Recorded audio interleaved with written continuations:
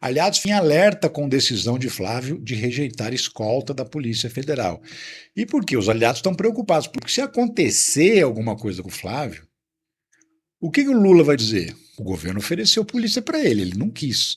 Quis ficar com essa outra polícia que não é tão treinada, tão preparada para escoltar um candidato a presidente.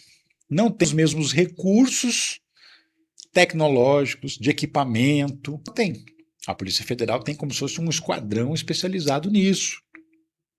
Com carro blindado, com armas de grosso calibre, né, com colete à prova de bala, com treinamento de vigilância dessas pessoas.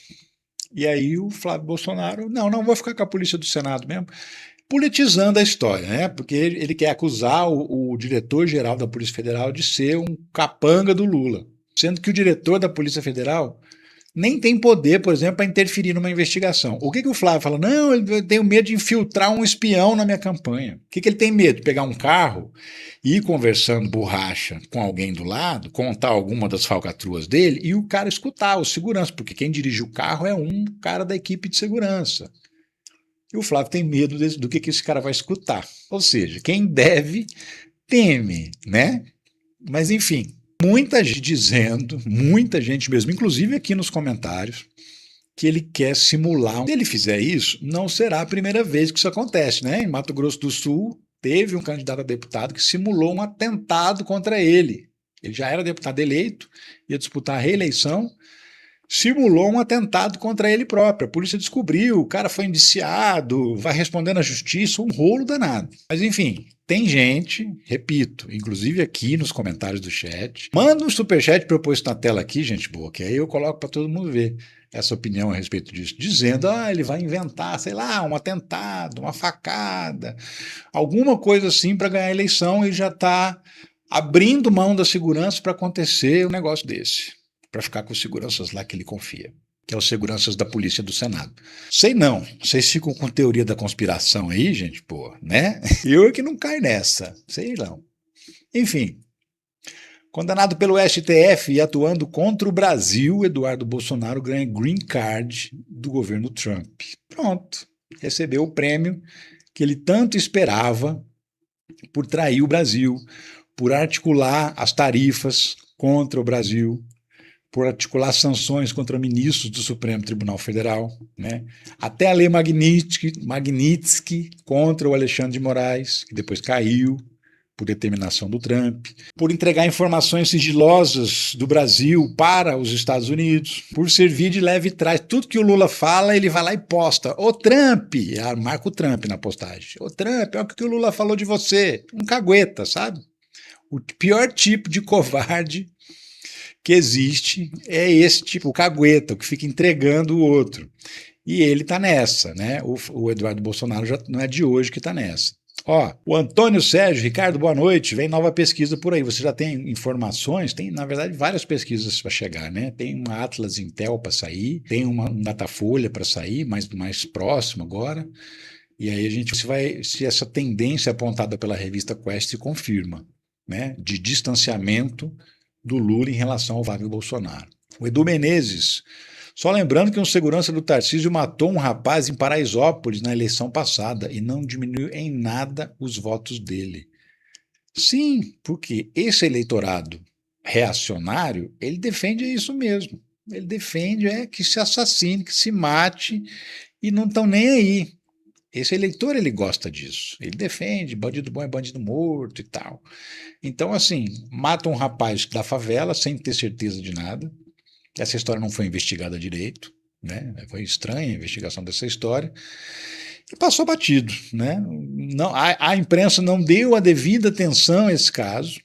Não deu, eles noticiaram aqui, ali e tal, mas assim, sem destaque, sem a importância que essa história merecia, para gerar uma repercussão, e essa repercussão, sim, ia cobrar as autoridades para tomar providências, cobrar a polícia para investigar direito, o Ministério Público, mas não aconteceu, né? Meio que todo mundo não deu muita bola, porque a imprensa não deu tanta bola para esse assunto. E aí passou batido Tarcísio de Freitas. A Francisca Silva acredita, eu acredito nisso, eles vão aprontar, ela está falando justamente dessa possibilidade do Flávio Bolsonaro simular um atentado.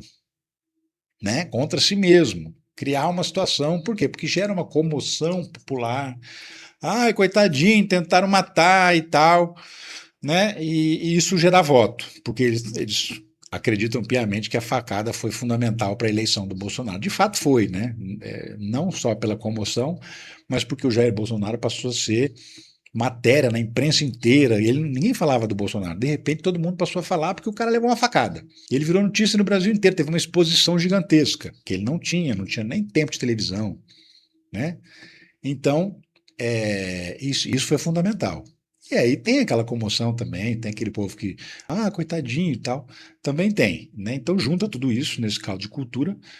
A facada foi fundamental para a eleição do Bolsonaro. E aí a Francisca está dizendo, eles podem fazer de novo. Quando ela fala, pode fazer de novo, eles vão aprontar, sei lá, né? Enfim. O que muda para Eduardo Bolsonaro após Trump conceder o Green Card? Então, muda bastante coisa, né? Ele passa a ter quase todos os direitos de um cidadão americano. Quase todos. Tem direito a ter seguro social, tem direito a trabalhar em qualquer lugar sem precisar de visto, né? Não depende mais do empregador apresentar o emprego. E assim, ele abriu uma empresa nos Estados Unidos, então possivelmente, inclusive, ele deve ter usado essa empresa no pedido do Green Card, que segundo divulgaram, eles mesmos lá divulgaram, já faz mais de um ano que ele entrou com esse pedido. E aí agora saiu o Green Card para ele. O que ele não tem direito? De ser votado e votar, ou seja, participar do processo eleitoral americano, não tem direito de tirar um passaporte dos Estados Unidos, ele continua usando o passaporte brasileiro. E ele não pode se ausentar muito dos Estados Unidos, ficar muito tempo fora, porque também ele pode perder essa cidadania, não é nem cidadania, né? Perder essa autorização permanente para que ele viva nos Estados Unidos. Esse tipo de coisa eu acho que não tem muito perigo, que é ele sair dos Estados Unidos, porque se ele botar o pé para fora dos Estados Unidos, ele pode ser preso, porque tem um mandado de prisão contra ele no Brasil, né? Lá dentro ele está garantido.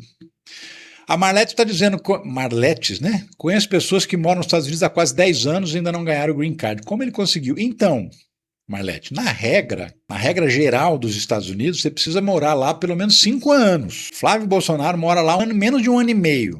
1 ano e 4 meses, mais ou menos, né? Que ele está morando nos Estados Unidos. E ele entrou com pedido já há 1 ano. Então ele entrou com pedido de Green Card com 4, 5 meses de Estados Unidos. Como que explica ele ter conseguido esse Green Card tão rápido?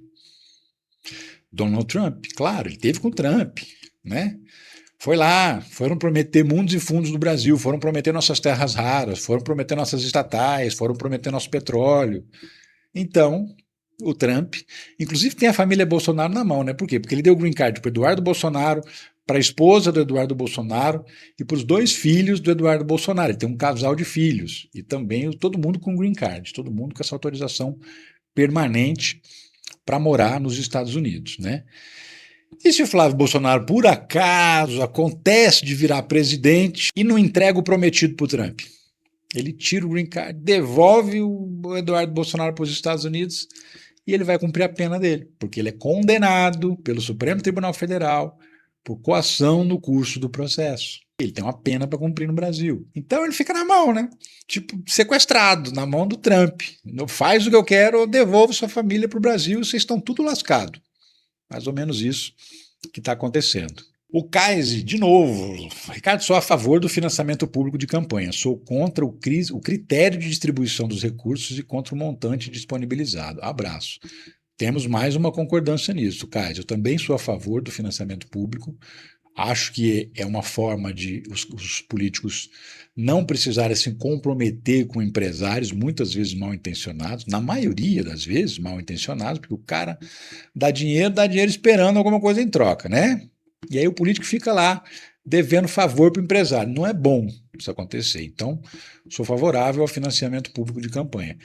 Tem muita grana, é muita grana, não precisava ser tudo isso. Principalmente porque você tem horário gratuito no rádio e na televisão.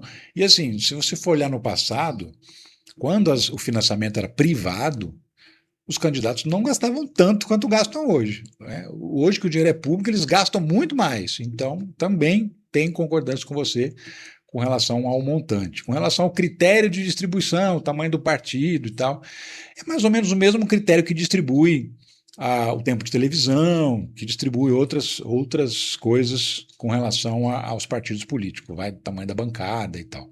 Mas é complicado, né? Porque o partido pequeno não tem chance de crescer, porque não recebe fundo partidário, recebe muito pouco.